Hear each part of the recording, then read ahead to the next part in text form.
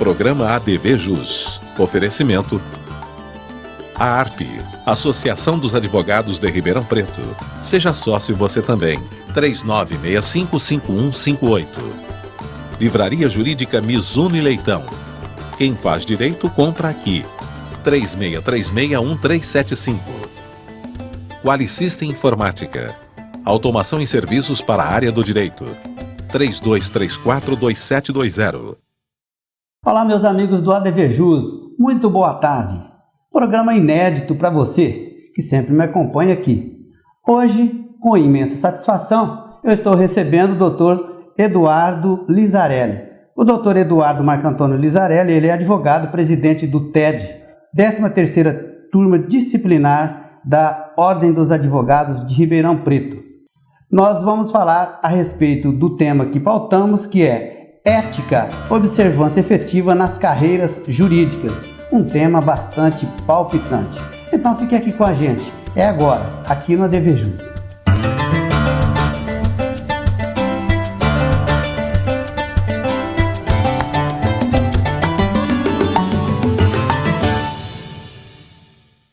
Ok, doutor Eduardo Lizarelli, muito obrigado pela sua presença hoje aqui comigo, viu?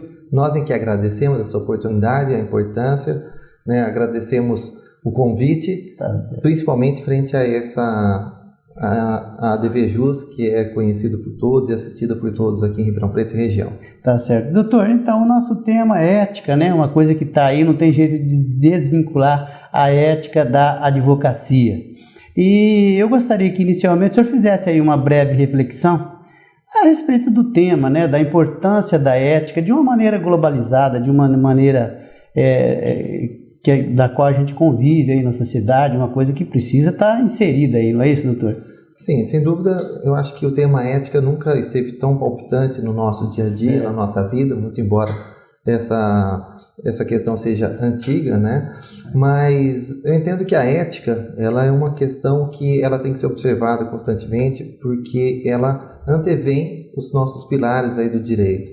Quando se fala em sociedade, se fala em garantias constitucionais, se fala em direito de ação, direito de defesa, entre igualdade entre as partes, entre bilateralidades, né? E a ética, ela antevém tudo isso, né? A ética é uma questão importante porque ela vai dar a sustentação para que esse direito seja realmente discutido posteriormente, né? Doutor, mas a gente observa que de uma maneira geral aí, né, principalmente nos meios políticos, a gente está vivendo uma época de desrespeito à ética, não é assim, doutor?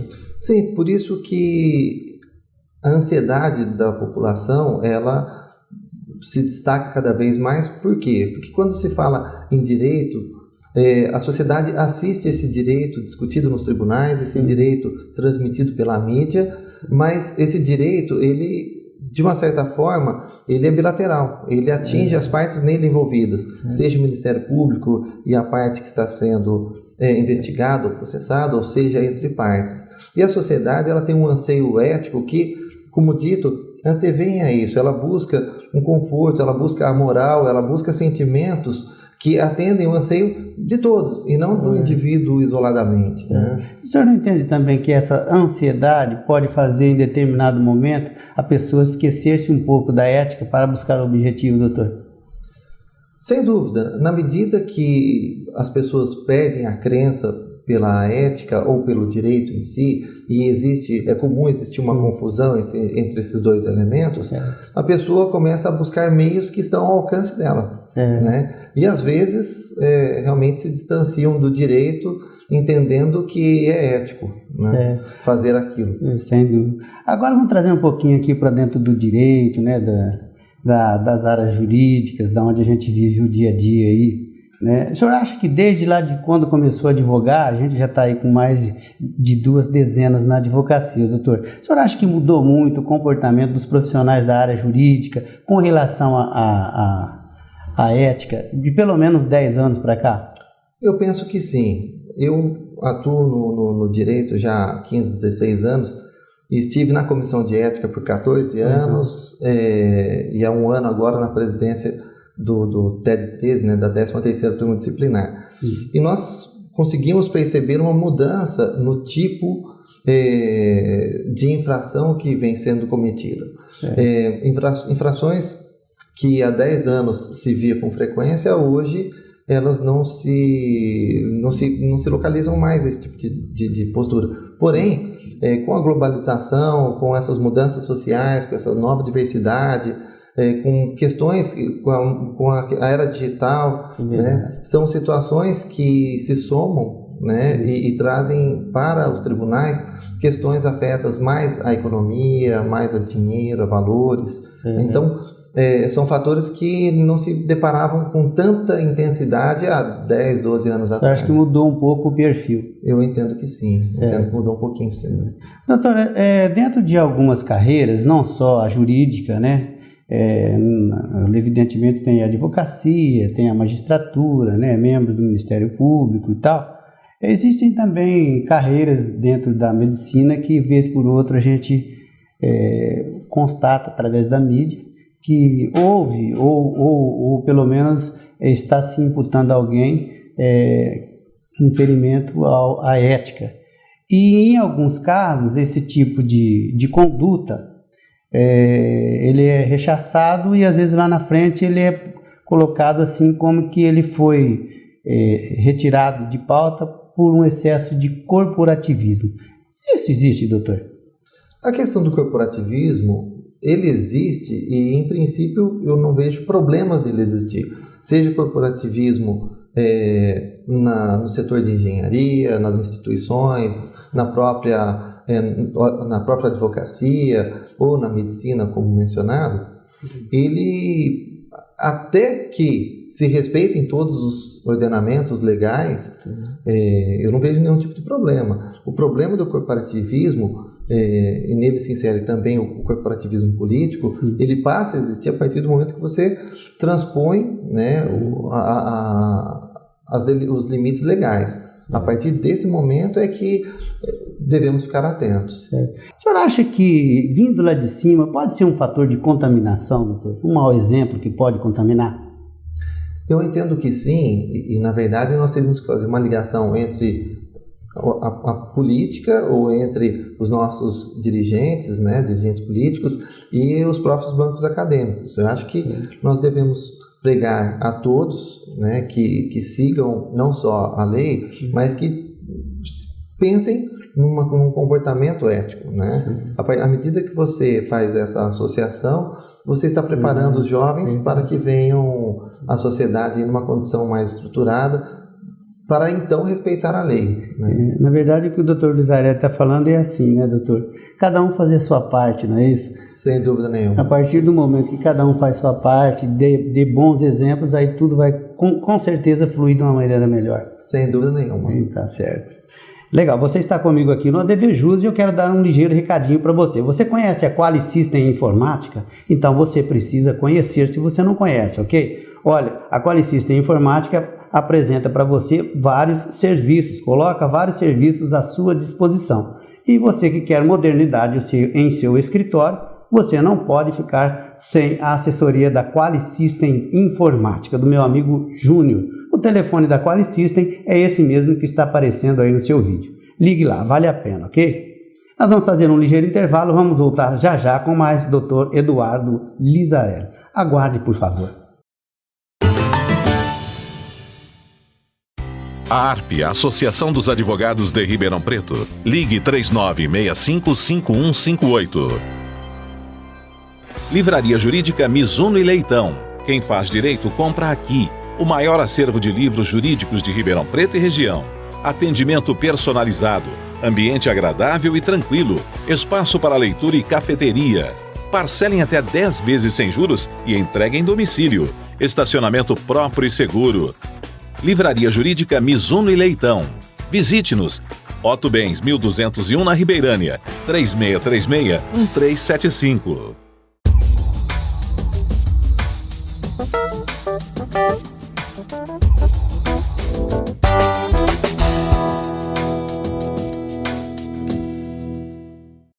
Espaço Omo, Zezinho Alfaiate, confecção e aluguel de trajes, 3234-7544. Qualisystem Informática, automação em serviços para a área do direito. Desenvolvemos o Quali Jurídico com controle de processo, agenda, gerenciador eletrônico de documentos, andamentos processuais, relatórios com filtros e controle financeiro.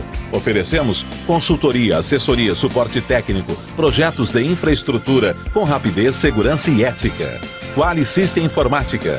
João Arcadepani Filho 137, 3234-2720.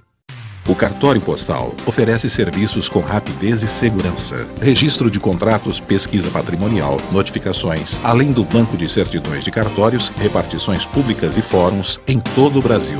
Atendimento personalizado aos advogados com retirada e entrega de documentos com horário marcado. Serviço especial e diferenciado para bancos e imobiliárias. Simplifique, ganhe agilidade. Cartório postal. Ligue 3610-4808.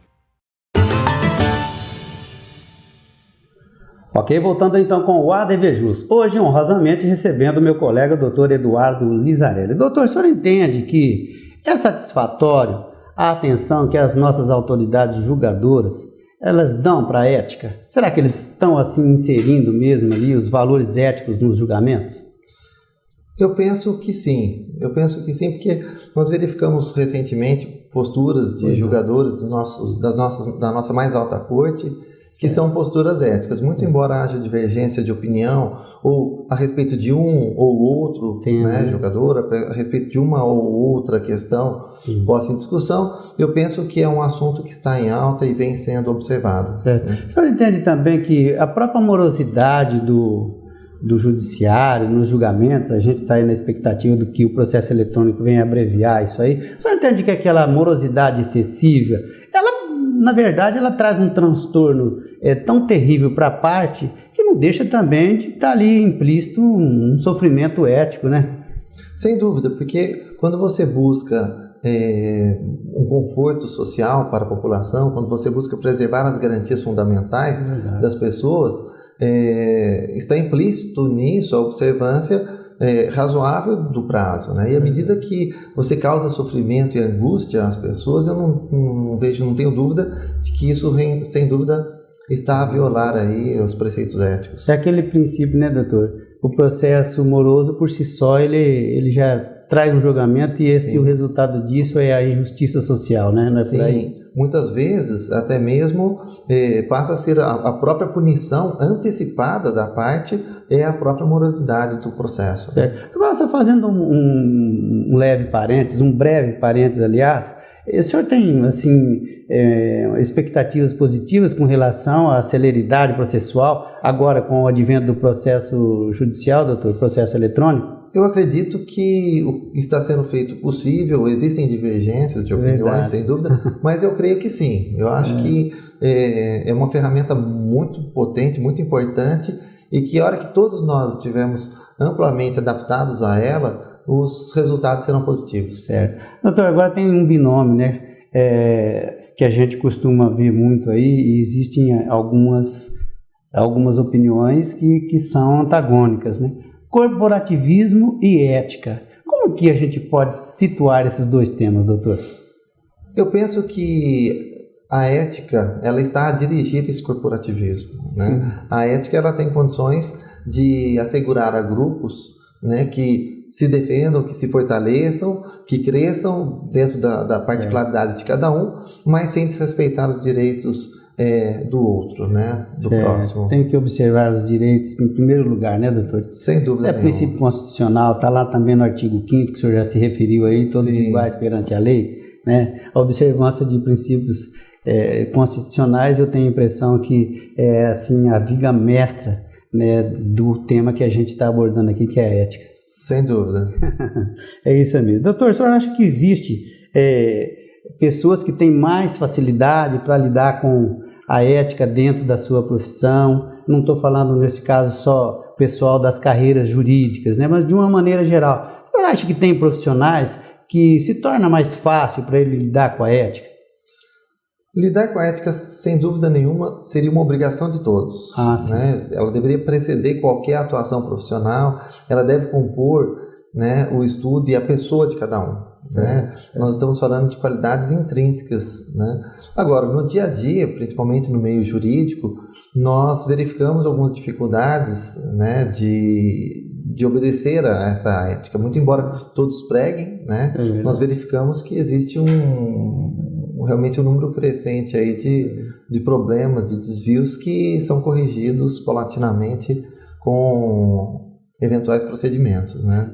Doutor, você acha que as faculdades de Direito ou as faculdades de uma maneira geral, é lógico que nós trazemos aqui para o nosso campo, né, o campo jurídico, você acha que as faculdades de Direito deveriam dar assim, uma atenção um pouco mais especial para o tema, doutor? Eu penso que sim, dada a relevância, né, do tema. É lá no início, nos bancos acadêmicos, que nós viabilizamos a formação desses alunos que serão os nossos futuros profissionais e também os precursores e divulgadores desses conceitos que eles estão trazendo da sua formação. Certeza, é isso mesmo. Você está comigo aqui no ADVJus, que vai fazer um ligeiro intervalo. Antes, porém, eu quero convidar você para que nos mande para cá, através do nosso correio eletrônico, sugestão de temas ou mesmo de nomes para que seja entrevistado pelo ADVJus. O nosso endereço é programa@advjus.net, ok? Vou ficar aguardando. Intervalinho pequenininho, voltamos já, aguarde. Espaço Homo, Zezinho Alfaiate, confecção e aluguel de trajes, 3234-7544. Quali System Informática, automação em serviços para a área do direito. Desenvolvemos o Quali Jurídico com controle de processo, agenda, gerenciador eletrônico de documentos, andamentos processuais, relatórios com filtros e controle financeiro. Oferecemos consultoria, assessoria, suporte técnico, projetos de infraestrutura com rapidez, segurança e ética. Quali System Informática. João Arcadepani Filho 137, 3234-2720.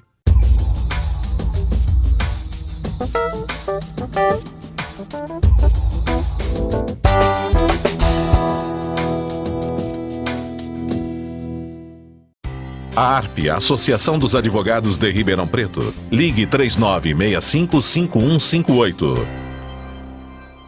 Livraria Jurídica Mizuno e Leitão. Quem faz direito compra aqui. O maior acervo de livros jurídicos de Ribeirão Preto e região. Atendimento personalizado. Ambiente agradável e tranquilo. Espaço para leitura e cafeteria.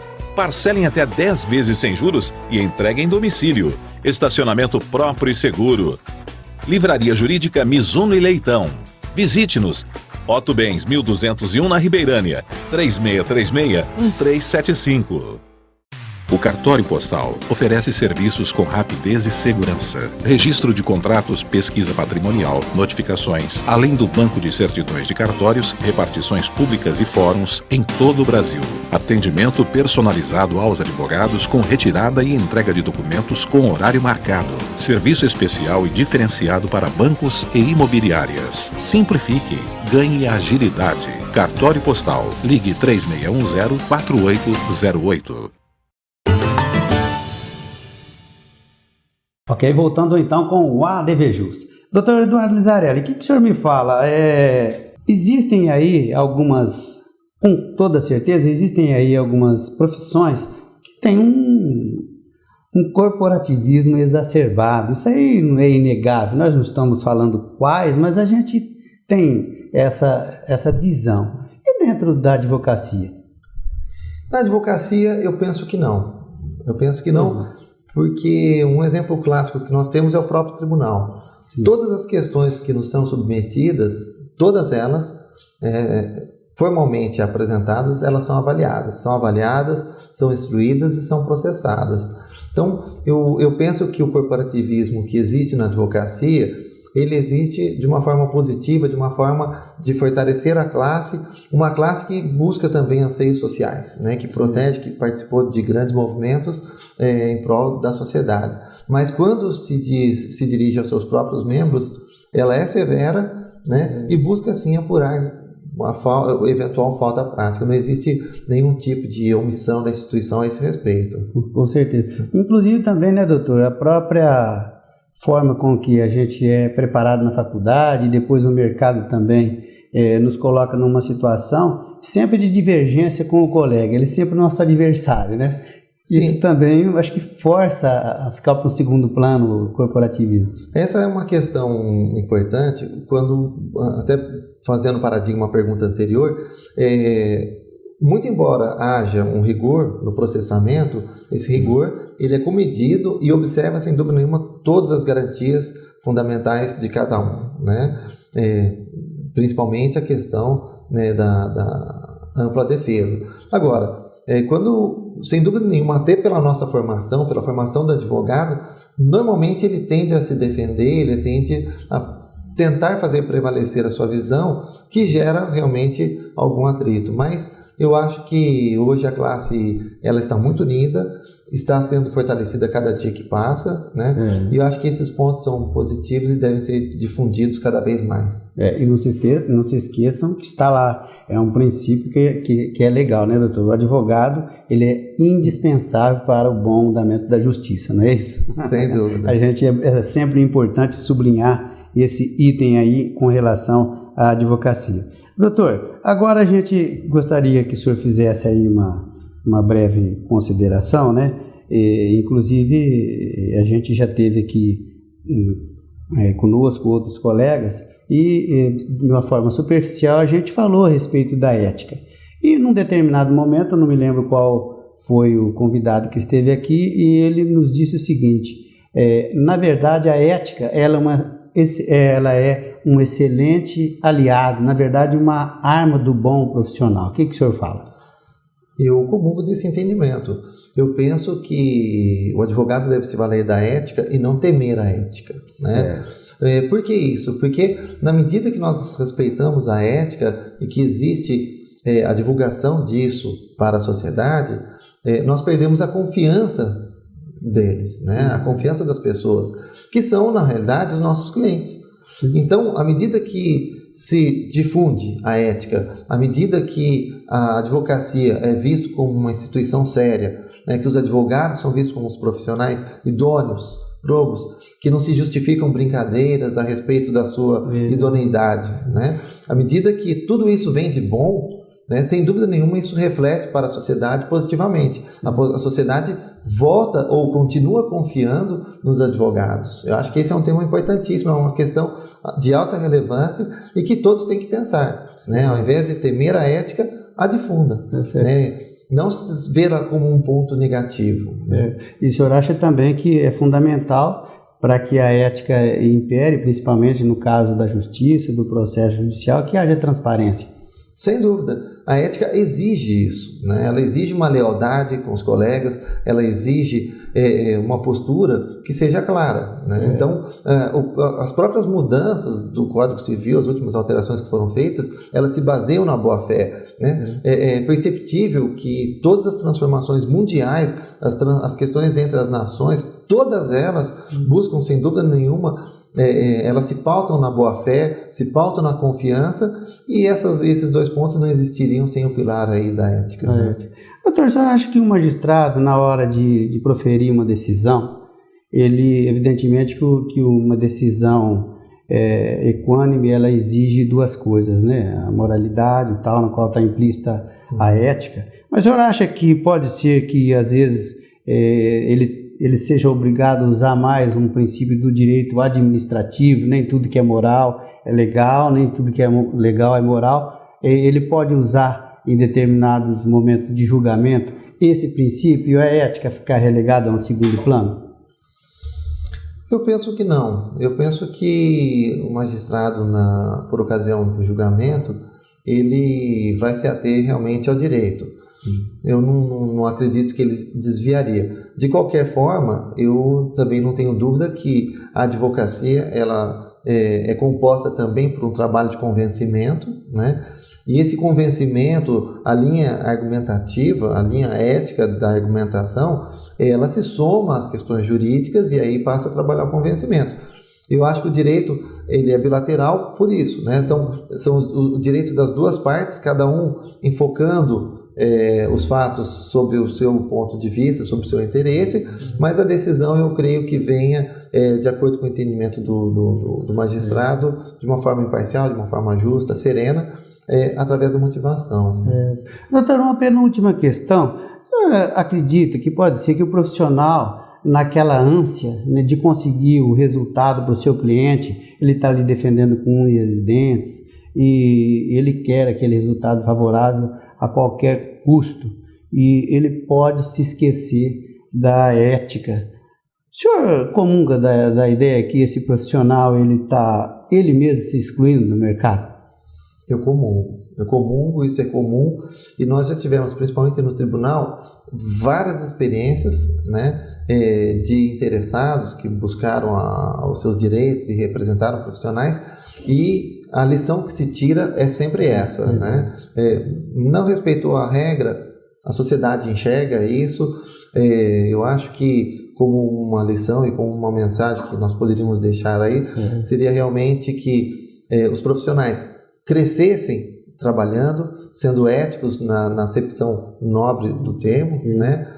Trabalhando com a verdade, trabalhando com a justiça, para que eles tenham um reconhecimento que é automático. Com toda certeza. Doutor Eduardo Lizarelli, nós chegamos no finalzinho do ADVJus e eu fiquei satisfeitíssimo, muito feliz com a sua presença conosco aqui hoje. Muito obrigado, viu? Nós aqui agradecemos a oportunidade e deixamos aqui um abraço ao ADVJus e a todos que nos assistem. Tá certo, doutor. Muito obrigado mais uma vez. Olha, você pode nos acompanhar também através das redes sociais. É só você acessar lá, tá? advjus.net. Nós estamos lá. Quero deixar para você votos de uma excelente tarde de domingo. Um forte abraço. Até o próximo.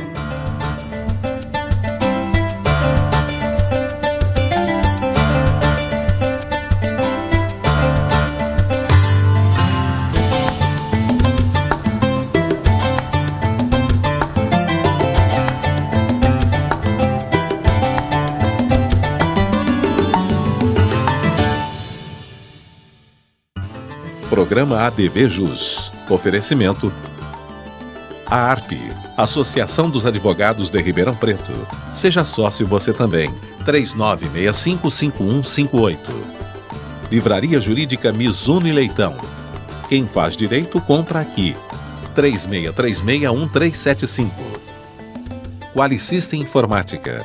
Automação e serviços para a área do direito. 3234-2720.